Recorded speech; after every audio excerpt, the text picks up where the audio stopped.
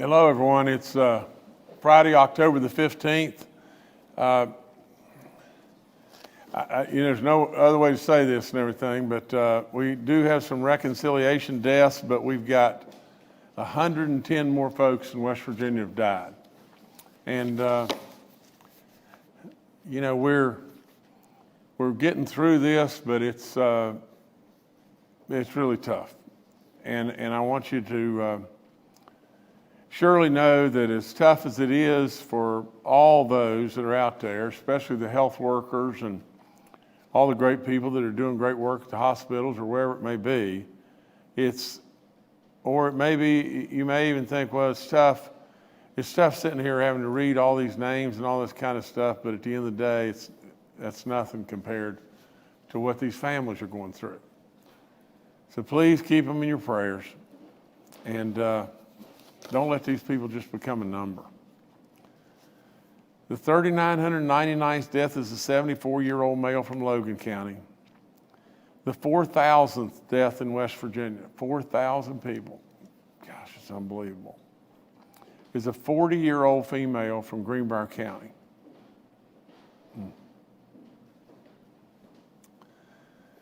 The 4,001st death is a 77-year-old male from Marion County. The 4,002nd death, a 74-year-old male from Harrison County. The 4,003rd death, a 71-year-old female from Kanawha County. The 4,004th death, a 48-year-old female from Mineral County. The 4,005th death, a 63-year-old male from Raleigh County. The 4,006th death, an 89-year-old male from Roane County. The 4,007th death, an 84-year-old female from Harrison County. The 4,008th death, a 67-year-old male from Wayne County. The 4,009th death, a 79-year-old male from Preston County. The 4,010th death, a 53-year-old male from Hancock County. The 4,011th death, a 73-year-old female from Randolph County. The 4,012th death, a 57-year-old male from Kanawha County. The 4,013th death, a 60-year-old male from Cabell County. The 4,014th death, a 91-year-old male from Hancock County. The 4,015th death, a 41-year-old female from Greenbrier County. That's a 40 and a 41-year-old in Greenbrier County that we lost. The 4,016th death, a 53-year-old male from Monongahela County. The 4,017th death, a 73-year-old male from Marion County. The 4,018th death, a 79-year-old female from Harrison County. The 4,019th death, a 75-year-old male from Kanawha County. The 4,020th death, a 53-year-old male from Mingo County. The 4,021st death, a 66-year-old male from Wood County. The 4,022nd death, an 85-year-old male from Greenbrier County. The 4,023rd death, a 51-year-old male from Pendleton County. The 4,024th death, a 68-year-old male from Pendleton County. The 4,025th death, a 66-year-old male from Mingo County. The 4,026th death, a 63-year-old male from Fayette County. The 4,027th death, a 68-year-old male from Hancock County. The 4,028th death, a 72-year-old male from Monongahela County. The 4,029th death, a 64-year-old female from Pleasants County. The 4,030th death, a 60-year-old male from Lewis County. The 4,031st death, a 41-year-old male from Kanawha County. Another awfully young person. The 4,032nd death, a 70-year-old male from Lewis County. The 4,033rd death, an 84-year-old female from Mingo County. 4,034th death, a 73-year-old female from Mingo County. The 4,035th death, a 51-year-old male from Mineral County. The 4,036th death, a 39-year-old male from Monongahela County. The 4,037th death, a 66-year-old male from Preston County. The 4,038th death, a 57-year-old female from Marion County. The 4,039th death, a 96-year-old female from Harrison County. The 4,040th death is a 59-year-old male from Preston County. The 4,041st death, and God bless her in every way, a 101-year-old female from Kanawha County. The 4,042nd death is an 80-year-old female from Jackson County. The 4,043rd death, and pay attention to these, a 43-year-old female from Summers County. The 4,044th death, a 38-year-old male from Randolph County. The 4,045th death, a 43-year-old female from Berkeley County. The 4,046th death, a 94-year-old male from Harrison County. And get this, everyone, a 4,047th death is a 25-year-old male from Cabell County. The 4,048th death is a 79-year-old female from Pleasants County. The 4,049th death is a 37-year-old male from Jackson County. The 4,050th death is a 69-year-old female from Raleigh County. The 4,051st death is a 52-year-old male from Raleigh County. The 4,052nd death is a 65-year-old male from Nicholas County. The 4,053rd death is an 88-year-old female from Raleigh County. The 4,054th death is a 72-year-old male from McDowell County. The 4,055th death is a 94-year-old female from Kanawha County. The 4,056th death is a 50-year-old female from Mingo County. The 4,057th death is an 81-year-old male from Taylor County. The 4,058th death, a 43-year-old female from Webster County. The 4,059th death, an 82-year-old female from Putnam County. The 4,060th death is a 90-year-old female from Marion County. The 4,061st death is a 68-year-old male from Randolph County. The 4,062nd death is an 80-year-old male from Harrison County. The 4,063rd death is an 88-year-old female from Berkeley County. The 4,064th death is a 79-year-old male from Lewis County.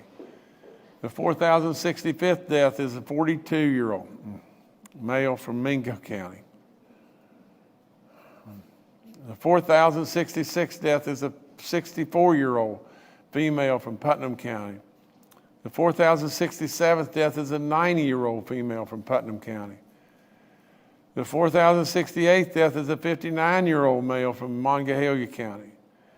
The 4,069th death is a 70-year-old female from Kanawha County. The 4,070th death is a 96-year-old male from Kanawha County. The 4,071st death, is a 79-year-old male from Lincoln County. The 4,072nd death is a 50-year-old male from Jackson County. The 4,073rd death is a 45-year-old female from Wood County. The 4,074th death is a 72-year-old male from Brooke County. The 4,075th death is an 81-year-old male from Kanawha County. The 4,076th death is a 51-year-old male from Boone County. The 4,077th death in West Virginia is a 92-year-old male from Cabell County. There's 31 reconciliations that we have. The 4,078th death, a 61-year-old male from Greenbrier County. The 4,079th death, an 85-year-old male from Wetzel County. The 4,080th death, a 69-year-old male from Marion County. The 4,081st death is a 50-year-old male from Cabell County. The 4,082nd death is an 81-year-old male from Upshur County. The 4,083rd death is a 49-year-old male from Logan County. The 4,084th death is a 70-year-old male from Wetzel County. The 4,085th death is a 66-year-old female from Preston County. The 4,086th death is a 92-year-old female from Pleasants County. The 4,087th death is a 74-year-old female from Boone County. The 4,088th death is an 85-year-old male from Boone County. The 4,089th death is a 79-year-old female from Wyoming County. The 4,090th death is a 54-year-old male from Boone County. The 4,091st death is a 59-year-old female from Cabell County. The 4,092nd death is a 55-year-old female from Berkeley County. The 4,093rd death is a 63-year-old female from Raleigh County. The 4,094th death is a 75-year-old male from Berkeley County. The 4,095th death is a 66-year-old female from Mercer County. The 4,096th death is an 87-year-old male from Ohio County. The 4,097th death is a 92-year-old male from Gilmer County. The 4,098th death is a 59-year-old male from Fayette County. The 4,099th death is a 71-year-old female from Pocahontas County. The 4,100th death in West Virginia is an 87-year-old female from Raleigh County. The 4,101st death is an 83-year-old male from Mason County. The 4,102nd death is a 77-year-old female from Mercer County. The 4,103rd death is a 79-year-old male from Marion County. The 4,104th death is a 53-year-old male from Raleigh County. The 4,105th death is a 79-year-old female from Raleigh County. The 4,106th death is a 76-year-old male from Wetzel County. The 4,175th death is a 75-year-old, the 4,107th death is a 75-year-old male from Monongahela County. And the 4,108th death in West Virginia is a 60-year-old male from Mercer County. Can you just imagine the years? You know, there was 110 folks right here. The average age was probably, let's just say it was 70. That's 7,700 years, I think. 7,700 years of gaining wisdom that is passed on to all of us. It's gone. It's gone. You know, this pandemic is really tough, but losing all these great West Virginians is terrible beyond belief. You know, I always pause, don't I? It seems like when someone is really young, because I think right off the get-go, for crying out loud, you know, these people are my children's age, and it's or they're close to it. It's really sad. Our active cases are still around 10,000 or 10,213. We had 1,321 or 71 new positive cases. That's up a little bit. Our daily positivity rate is at 7.92. That's down just a little bit. The cumulative rate's at 6.05. We got almost 250,000 people in West Virginia that have had this and recovered. Our hospitalizations are down a little bit more at 785, and the ICU units are down a little bit more at 227. And the folks that are on ventilators down a little bit more, maybe at 163. Still a lot of people. Currently, there are 50 outbreaks in our schools. That's down in 21 counties, and that's down. There's 541 people that are, you know, kids that are confirmed that have this now. And like I said before, there's 2 counties that don't have a mask mandate. That's Pocahontas and Tucker. A little update real quick on the Clarksburg nursing home, the veterans nursing home there. You know, we've lost one person there, and that person evidently was pretty ill, you know, and you know, of the 12 residents who were infected, one of the persons who was under hospice care, you know, prior to the infection, you know, has died. There's 17 total residents there that, and 13 positive cases. There's, you know, 5 staff that are positive, and we do have it contained to the very best of our abilities, and we have our National Guard's done a fabulous job of doing what we always say about running to the fire. These are our heroes, and we're trying to look after them in every way. Just reminders real quick, the antibodies will save your life, especially if you're 65 and older. If you've got any symptoms at all, I don't see how in the world you can wait. You can't wait. You got to go get tested. If you get tested and we find this early enough, we'll take care of it.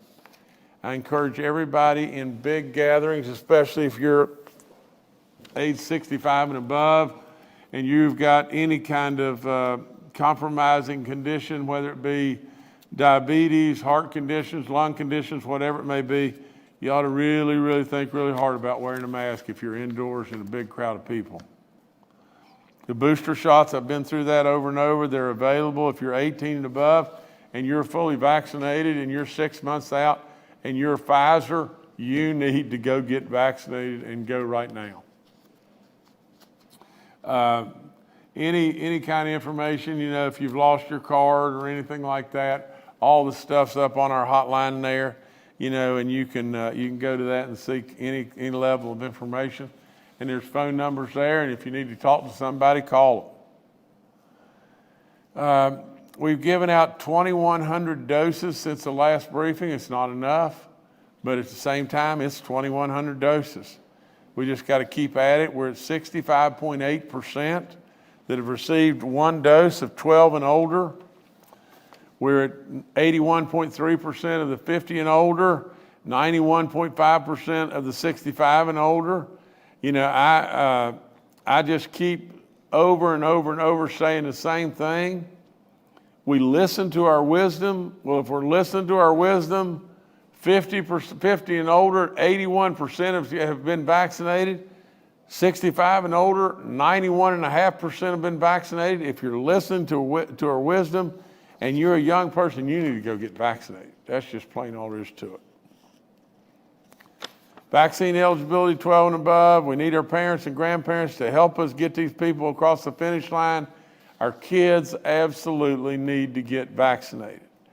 Grand families, take advantage of this $150 voucher and all the stuff that you can do. We are saving our wisdom, who are saving our future. Now just think about that just a second. But our grand families can really help us there. All the COVID vaccine info line is up there. As far as testing, it's all free. We thank Fruth, we thank Walgreens and everything, and take advantage of this. Take advantage of all these things if they can help us get through this. Flu season is right upon us. The flu vaccine you can take absolutely at the same time you take your COVID vaccine. You should be doing that. I've gotten my flu shot. Just got it about 10 days ago. The rental assistance program, like I said before, we're probably slightly above this now, but $47 million have gone out approximately of $200 million that we have. This is for renters. This is for landlords. Take advantage. Take advantage of this. Absolutely, it will help you. It will help you individually. It will help your businesses. But not only that, it puts more money in the hands of West Virginians that we can start moving through from a multiplier effect. You buy gasoline, you buy big gulps at the 7-Eleven. All of that becomes more and more employment, more goodness for West Virginia. Take advantage of this. If you're a renter or landlord, check it out. The bill that I've got upstairs and everything that we're kind of waiting on now and everything is a bill that basically gives some level of definition and exemption. If you have a medical reason why you absolutely don't believe that you ought to be taking your vaccine, or you have a religious reason that are legitimate reasons, absolutely, then I think we should follow the law, and that's all we're doing. It's what our U.S. military does, but we absolutely should be following the law, and this is just a clarification to that. At noon today, we're going to have a major,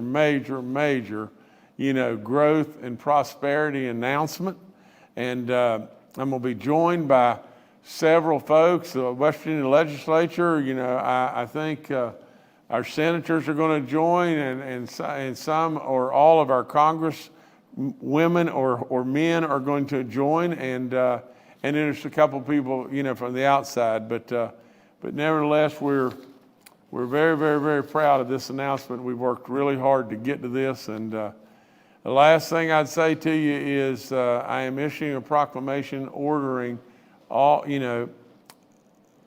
West Virginia flags to go to half-staff tomorrow.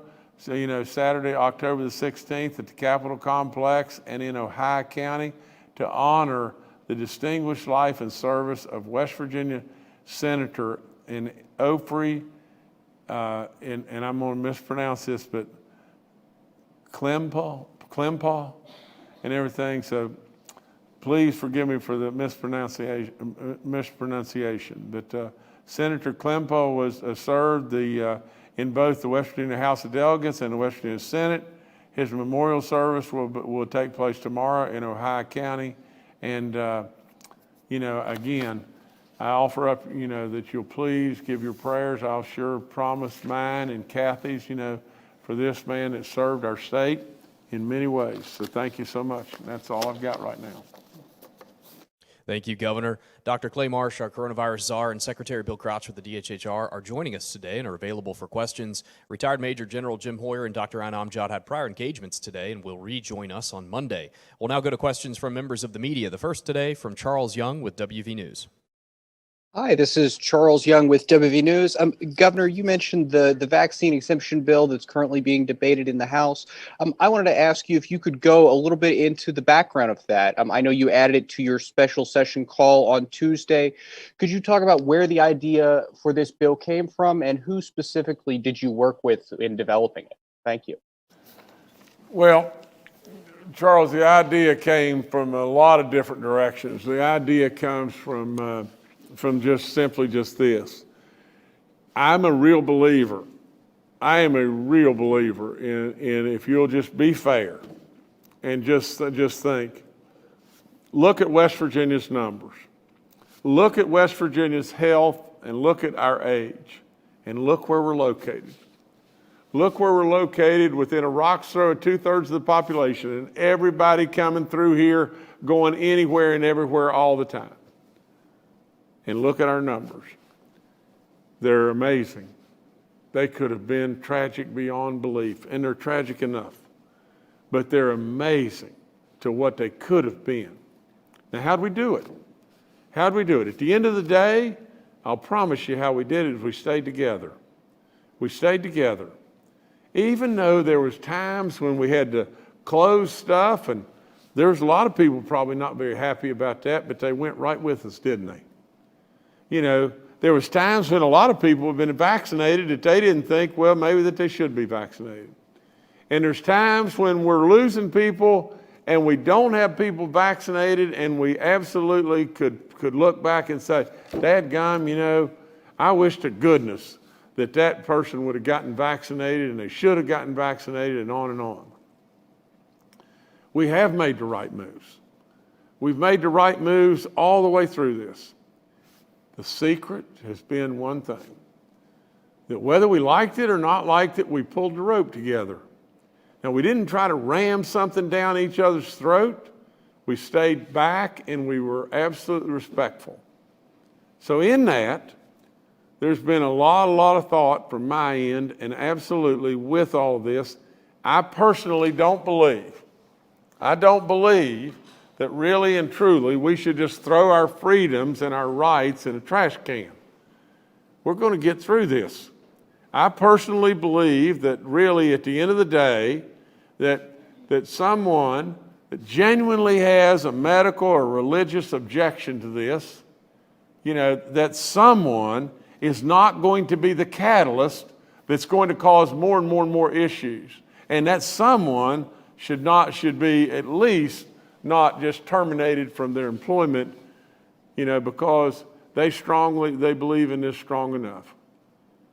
So at the end of the day, sure, I've met with a bunch of legislatures and everything, and I want to be respectful of them in every way, and I appreciate their guidance. I've talked with our medical team. I've talked with everybody. At the end of the day, for good or for bad, this is what I think, Charles. And I've got to do from time to time things that are really tough decisions. This is what I think. This is what our Constitution says. This is what the very thing that makes America as great as it may be, and West Virginia as great as it may be too. So with all that, you know, Charles, we would be here a long, long time talking about all the people that I've consulted with and thought about and everything in making this decision. So I think it's the right decision. I think it's a good decision. And at the end of the day, I do not think that absolutely this will be a catalyst that will cause us, you know, lots and lots and lots of problems. I hope and pray that we're at the point, because, I mean, Charles, you know and I know too, the greatest way to really just stop this or stop anything and everything is everybody just go to the house and batten down the hatches and nobody do anything. Well, we don't want to do that, do we? We're Americans. We don't want to do that. We're going to fight this thing. And if we're going to fight this thing, we're not going to give up our way of life. And so if we're not going to do that, we're going to have to deal with it. We're going to have to deal with it as we go forward. And that's what we're doing. We're dealing with it. We hate it like crazy. 4,108 deaths. But we're going to deal with it. We're going to deal with it from the standpoint of our Constitution and our freedoms. And we're going to deal with it the very best that we can possibly deal with it. That's all I got.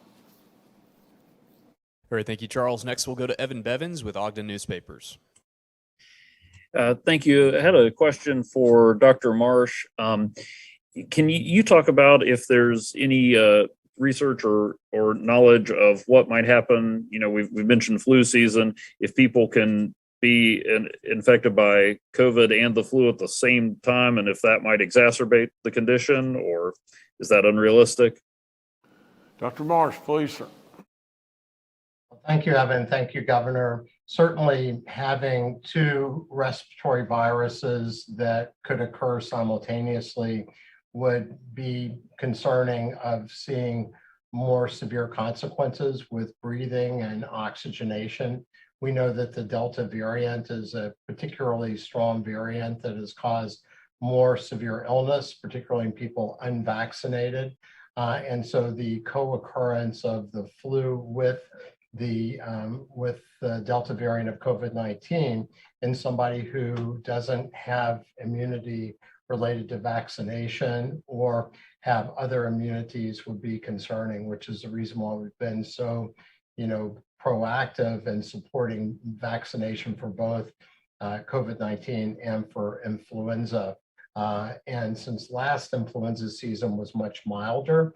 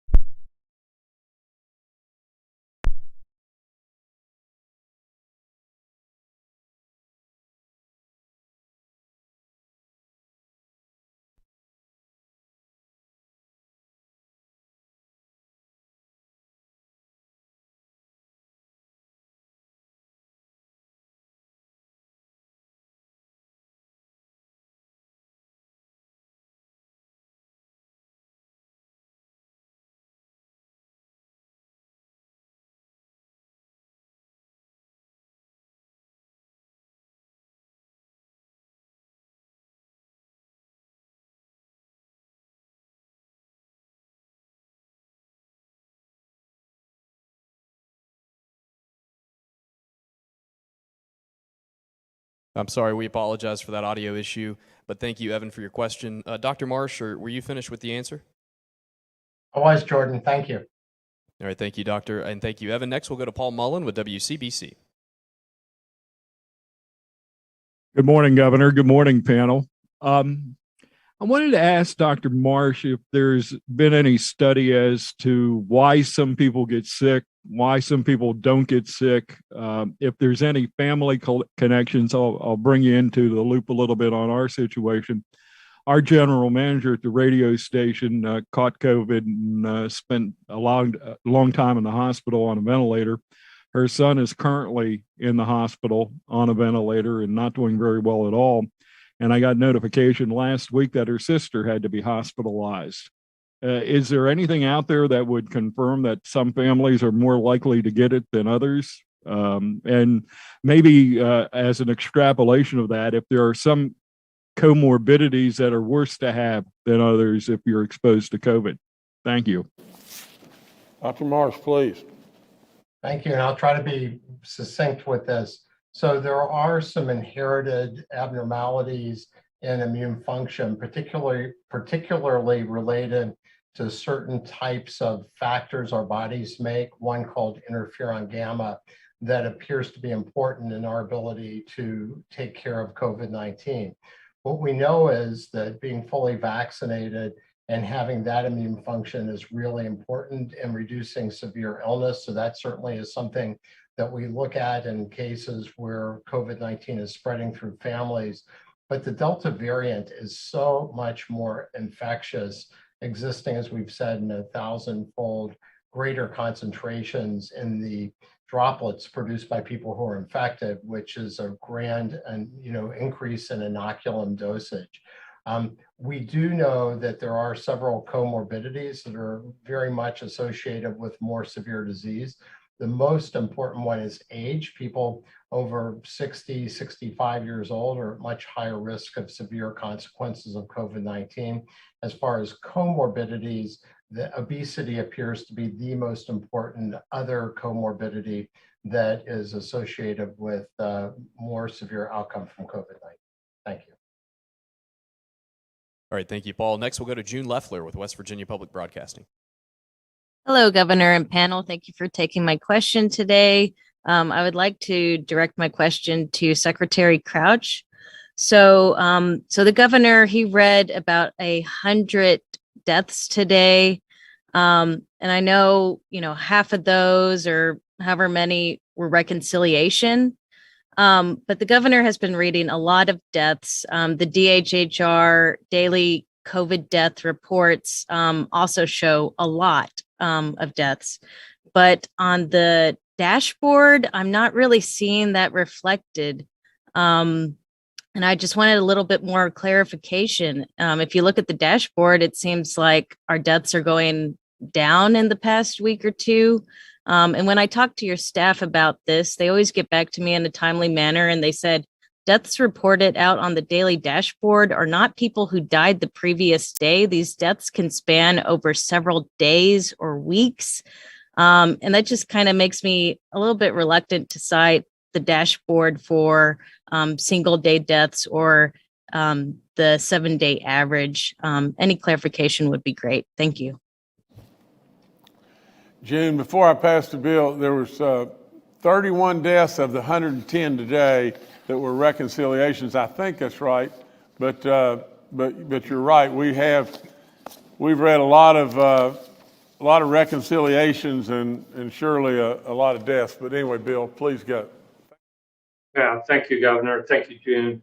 One of the things that can be confusing, June, is the deaths you're seeing daily on the dashboard are from the previous update. What the governor reports is from the previous press briefing. So that can be a little misleading if you're not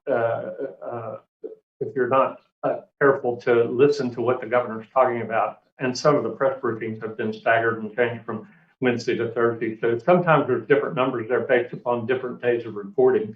But the deaths, as Dr. Marsh talked about consistently, are going to continue for a while. We're through the peak of this surge, but we're not through this surge. This is going to take several more weeks, a month, 5 weeks. We're hoping it's as soon as possible, but deaths will continue and will start declining. But they're the last indicator that we see drop. They are the final indicator that we're really getting through this surge when they start dropping. We've actually plateaued a little bit in the last few days. We have, in terms of our cases and in terms of the individuals, if you look at hospitalizations in ICU and those on vents, we've plateaued a little bit. So we suspect that will continue a little bit longer and then we'll start dropping again. So, but the days in terms of the death certificates they are not necessarily the previous day. These death certificates take time to get through the system. Again, physicians have to sign a death certificate and give a cause of death, and that's not always immediate. So we are now matching death certificates twice a week to make sure that we get those death certificates as soon as possible. So the governor separated those out to give folks a better idea of when those deaths occur, but we try to keep those as coming through the system as quickly as possible. I hope that helps you. Thank you. Thank you, June. Governor, I'll turn it back to you. Well, the only thing I could say, is that the chart that I have right here, and Jordan, I don't think you need to put that up, but the chart I have right here shows the number of deaths in the state of West Virginia, and I don't know exactly what time period this is from, but nevertheless, the net of the whole thing is just one thing, and that is 92.5% of the deaths in West Virginia are from folks that are unvaccinated. 7.5% are vaccinated. 92.5 are unvaccinated of the people that we've lost in West Virginia. If you'll just look at the graphic here, with the people that are in the shaded area here are all people that we've lost that are unvaccinated, and these down here in the white are vaccinated. The amount is staggering. We got to get you vaccinated. It is so important. Please, please consider it. Please get all the information you can possibly get, and remember just one thing, and this is all there is to it. If I had any other way, I would be telling you any other way. The vaccines are really safe. I have no other bullet in the gun. That's the only way we're going to stop this. We read 110 names today. 110 great West Virginians. Like I said, we always remember the mine disasters or whatever it may be. How many mine disasters would it take to be one day of this? We've got to stop it, and we have a choice. If you'll really help me, we'll really get across the finish line. But I thank you for all you're already doing. Be respectful of all, and we'll get there. Thank you so much.